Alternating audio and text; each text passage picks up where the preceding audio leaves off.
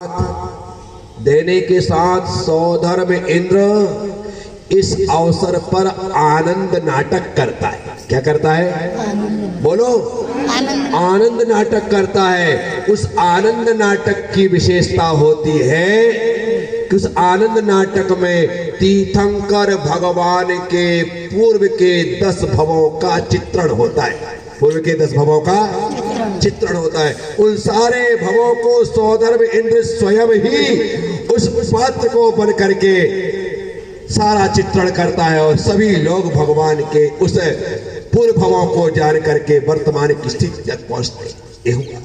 उसके बाद वह सौधर्म इंद्र, यहाँ तो भगवान का जन्म होता है, माता पिता उनका नाम वर्धमान रखते हैं और सौधर्म इंद्र जब संदेह करता है और भगवान उसका निराकरण करते हैं तो उनका नाम वीर रख देते हैं। यहाँ भगवान छोटी अवस्था में है, पालने में झूल रहे हैं। संजय विजय नाम के मिजाज वहां से निकलते हैं। उनकी शंका का समाधान हो जाता है।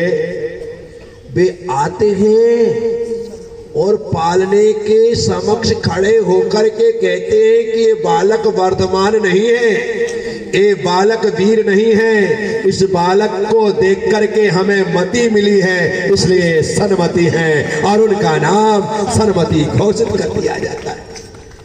भगवान पालने से आंगन में आ जाते हैं, धीरे धीरे बड़े होते चले जाते हैं। एक दिन तपोवन में उपवन में खेलते हुए अचानक उनकी दृष्टि एक विशाल काय सर्प पर पड़ी। इतना विशाल सर्प किसी ने कभी देखा ही नहीं था। वो सर्प थोड़ी था, वो तो स्वर्ग से परीक्षा के लिए आया हुआ संगम नाम का देव था जो भगवान को डराना चाहता है। सर्प को देख करके भगवान के सारे साथी तो यहाँ वहां भाग गए। कोई पेड़ों से चिपक गया, कोई पेड़ों पे चढ़ गया, लेकिन इस तरह की अफरा तफरी देख करके बालक वर्धमान ने यहाँ वहां दृष्टि दौड़ाई तो देखा कि सामने से एक विशाल काय सर्प चला आ रहा है। आया था वह भगवान को डराने। भगवान उसके सामने ही पहुंचे।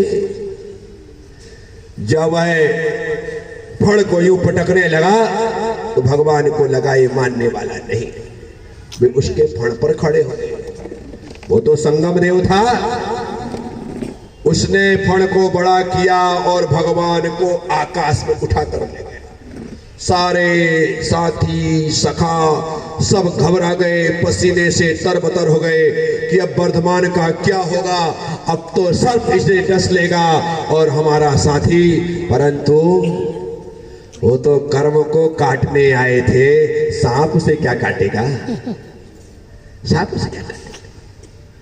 जब देखा वर्धमान ने कि ये मानने वाला नहीं है तो उन्होंने अपने दाएं पैर का अंगूठा धीरे से दबाया। क्या किया? इतनी ताकत होती है तीर्थंकर भगवान में कि तीनों लोगों को एक पल में पलट सकते। धीरे से दबाया और जैसे ही दबाया कि उसका फड़ जमीन से लग गया। अपने असली रूप में प्रकट होकर के हाथ जोड़ करके कहता है कि प्रभु माफ कर दो। मैंने स्वर्ग में आपके बल की प्रशंसा सुनी थी, आपकी निर्भयता की प्रशंसा सुनी थी, विश्वास नहीं हुआ इसलिए चल करके आया। मुझे माफ करिए। आप वर्धमान नहीं है, आप वीर नहीं है, आप सन्मति नहीं है, आप तो अतिवीर है और उनका नाम अतिवीर है। साथियों, भगवान वृद्धि को प्राप्त हो रहे हैं। एक दिन गजशाला का एक हाथी पागल हो गया। पागल होकर के इसने उत्पात मचाना प्रारंभ कर दिया। नंदावर्त महल के सामने जब वह हाथी आया और शोरगुल हो रहा था, पूछा क्या बात है? गजशाला का हाथी पागल होकर के उत्पात मचा रहा है, उसे पकड़ा क्यों नहीं जा रहा है? भाई किसी के बस में नहीं है, काबू में नहीं है। ठहरो, मैं आया। और भगवान बाहर निकले। हाथी ने भगवान ने हाथी को, दोनों ने एक दूसरे को देखा। देखने के पश्चात उस मदोन्मत्त हाथी से भगवान ने कहा, गजराज ठहर जाओ, अन्यथा मुझे अपनी वज्र मुष्टिकाओं से प्रहार करना पड़ेगा। इतना सुनना था कि हाथी जड़वत हो गया, जहां खड़ा था वहीं खड़ा हो गया। उसकी मदोन्मत्ता समाप्त हो गई, उसकी उद्दंडता समाप्त हो गई। वह सिर झुका के खड़ा हुआ। भगवान उसके पास पहुंचे। हाथी ने भगवान को अपनी पीठ पर बिठाया, नगर की 3 परिक्रमा लगाई और शांत भाव से गजशाला में चला गया। इस दृश्य को देख करके नगरवासियों ने कहा, ये बालक वर्धमान वीर सन्मति अतिवीर नहीं, ये तो महावीर है और उनका नाम महावीर हो गया। बोल महावीर भगवान की जय, महाराज की जय। महावीर उनका नाम हो गया। समय व्यतीत होता गया। एक दिन भगवान ने उल्कापात देखा। संसार की नश्वरता का बोध हो गया। वैसे तो बैराग के पहले उनके विवाह के लिए बहुत रिश्ते आए, लेकिन भगवान को उस रास्ते पर चलना ही नहीं था। इस कारण से उन रिश्तों को स्वीकार नहीं किया।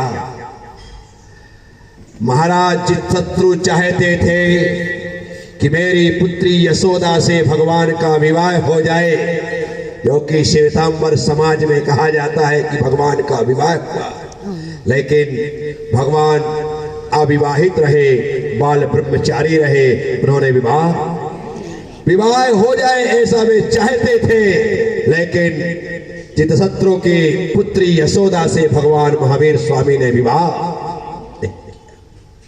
यहां पर महाराज जितशत्रु बैरागी होकर के मुनि बन जाते हैं और मुनि बन करके केवल ज्ञान प्राप्त करके मोक्षगामी भी हो जाते हैं। यहां भगवान को उल्कापात देख करके बैराग हुआ। लौकांतिक देवों ने आकर के भगवान के बैराग की सराहना की। भगवान पालकी में बैठ करके तपोवन पहुंचे, पंचमुष्टि केश लॉन्च किया और केश लॉन्च करके उन्होंने महाव्रतों को धारण कर लिया। वे मुनि बन गए। मुनि वर्धमान, मुनि महावीर। और भगवान 2 दिन का उपवास ग्रहण करके ध्यान में लीन हो गए। 2 दिन के पश्चात महाराज तीसरे दिन आहार चर्या के लिए निकलते हैं। और भगवान महावीर आहार चर्या के लिए निकलते हैं। कोल ग्राम में रहने वाला राजा कोल अपनी धर्म पत्नी के साथ तीर्थंकर भगवान महावीर स्वामी को चर्या के लिए आया हुआ देख करके सापत्ती खड़े होते हैं। हे स्वामी नमोस्तु नमोस्तु नमोस्तु नमोस्तु। महान पुण्यशाली उस महाराज के समक्ष महामुनिराज जाकर के खड़े हो जाते।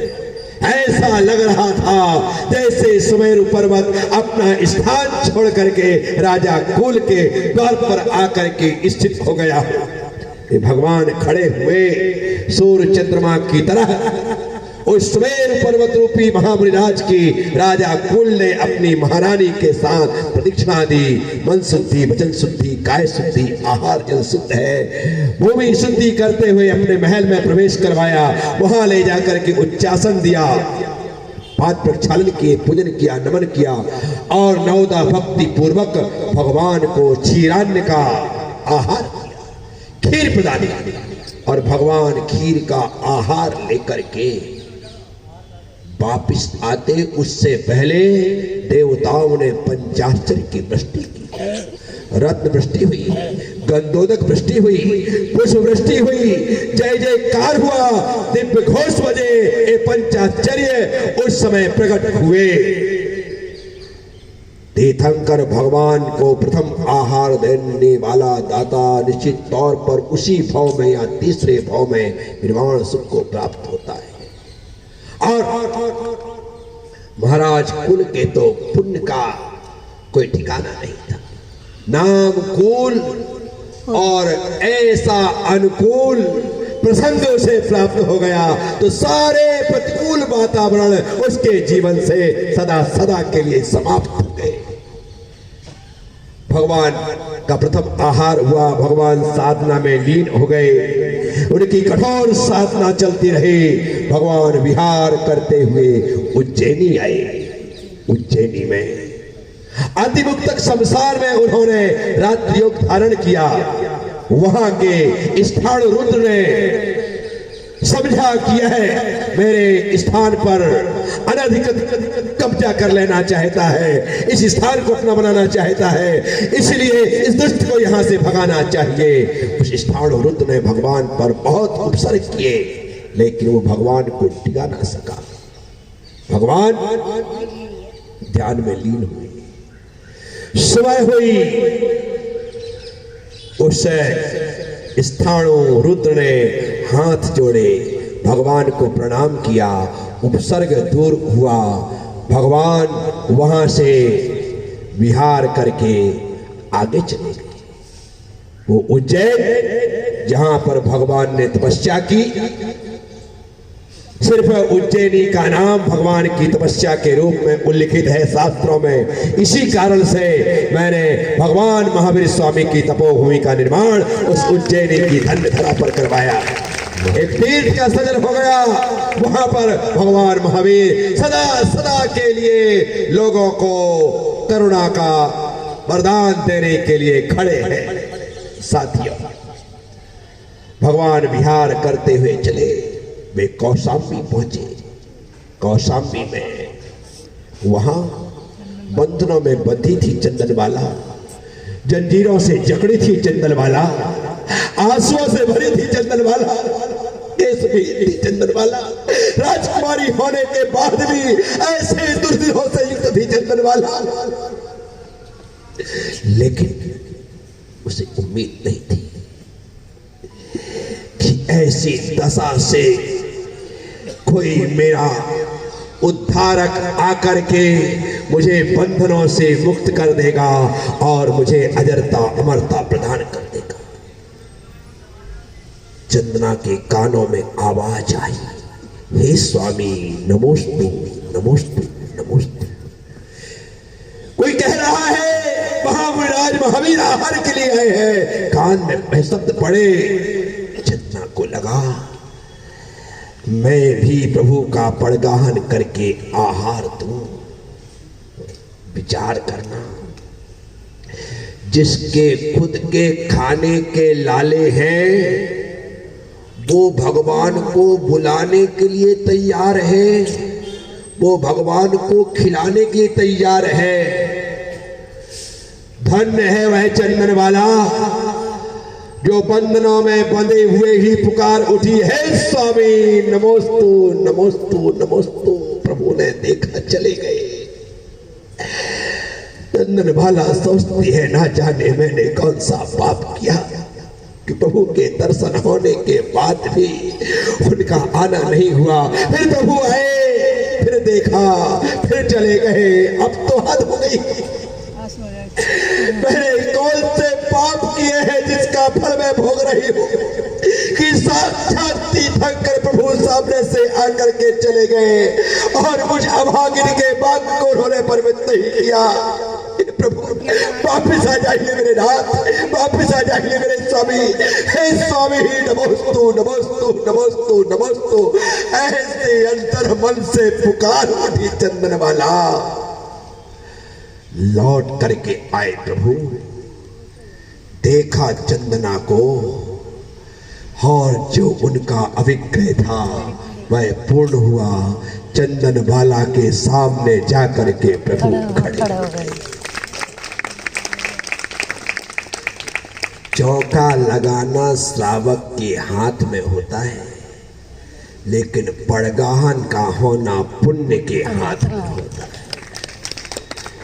जब पुण्य होता है तो पड़गाहन हो जाता है। पुण्य ना होना, 8 चौके हो, 10 चौके हो, साधु 5 हो, 7 हो, सब पड़ग रहे। अब देखो पुण्य नहीं है तो छुल्लक जी का तक पड़गाहन नहीं होता है। यहाँ पे मान के चलना, बड़े महाराज जी, मुनिराज जी, माता जी, ये तो बहुत दूर की बात है। पुण्य नहीं होता है तो छोटे से साधु, इतना तो छोड़ो, ब्रह्मचारियों का भी भोजन करवाने का लाभ नहीं मिल पाता है पुण्य ना हो तो इसलिए चौका लगाना तुम्हारे हाथ में, लेकिन पड़गाहन का होना पुण्य के हाथ में होता है।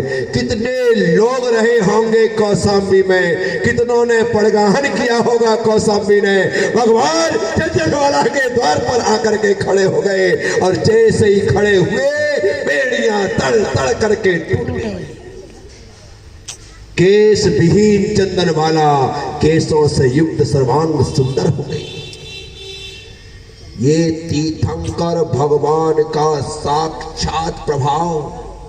वह राजकुमारी चंदन वाला हाथ में उबले हुए कोदों को लेकर के भगवान को देने के लिए तैयार है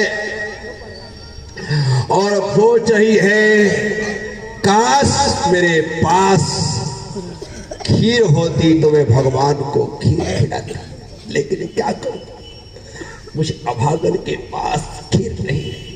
वह कोदों का भात उठा करके जैसे ही खीर देने की भावना से डालती है, और जब वह देखती है कि जो कोदों का भात दिया था भगवान के हाथ में खीर के रूप में परिणत हो गई।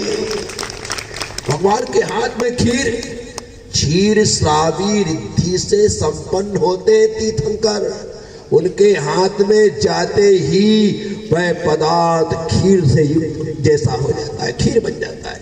ये प्रभाव है इसमें। तीर्थंकर भगवान का ही प्रभाव नहीं, चंदना की भक्ति का भी प्रभाव है। उस कोदों के भात ने खीर का रूप धारण कर लिया।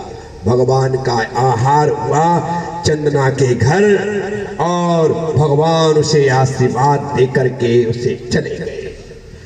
फिर त्रिजुकुला नदी के तट पर जाकर भगवान ने ध्यान लगाया, और ध्यान लगा करके उन्होंने अपने 4 घातिया कर्मों को नष्ट करके केवल्य ज्ञान प्राप्त किया। और केवल्य ज्ञान होते ही समोशरण की संरचना हुई, लेकिन गणधरों के अभाव की वजह से उपदेश नहीं हुआ। 66 दिन निकल गए। सौधर्म इंद्र गौतम स्वामी को लेकर आया। गौतम स्वामी दीक्षित हुए, भगवान महावीर स्वामी के प्रथम गणधर बने। गौतम स्वामी को आदि लेकर 11 गणधर भगवान महावीर स्वामी के बने। गौतम स्वामी के गणधर बनते ही भगवान की दिव्य देशना हुई। 30 साल तक भगवान ने पूरे भारतवर्ष में विहार करते हुए धर्म का उपदेश दिया। राजा सैनिक को प्रमुख शिष्य श्रोता बनने का, गौतम स्वामी को प्रथम शिष्य बनने का, चंदन वाला को प्रथम शिष्या बनने का सौभाग्य हासिल हुआ। उन तीर्थंकर भगवान महावीर स्वामी के समोशरण में 14,000 मुनि, 36,000 आरिकाएं, 1 लाख श्रावक, 3 लाख श्राविकाएं, 700 केवल ज्ञानी, ऐसा उनका समोषण का वह दृश्य था। उसमें वे थे। साथियों, 72 वर्ष की उम्र में भगवान महावीर स्वामी पावापुर पहुंचे, और महापद्म सरोवर में के मध्य में उत्तुंग हिस्से पर विराजमान होकर उन्होंने अपने शेष अघातिया कर्मों को नष्ट करने के लिए योग का निरोध किया। धनतेरस के दिन अंतिम उपदेश देकर योग का निरोध किया, और वे ध्यान में खो गए। और उन्होंने चतुर्थ शुक्ल ध्यान के बल से अपनी शेष बची 85 प्रकृतियों का उपांत और अंत समय में क्षय करते हुए 14वें गुण स्थान को प्राप्त करके कार्तिक कृष्ण अमावस्या के दिन उस महापद्म सरोवर से निर्वाण सुख को प्राप्त किया और वे सदा सदा के लिए मोक्ष में जाकर के विराजमान हो गए। बोलिए महावीर भगवान की जय। ऐसे भगवान महावीर स्वामी के पावन पुनीत श्री चरणों में हम सबका श्रद्धा सहित भक्ति सहित कोटि सह नमन। नमोस्तु नमोस्तु नमोस्तु नमोस्तु। बोलिए महावीर भगवान की जय।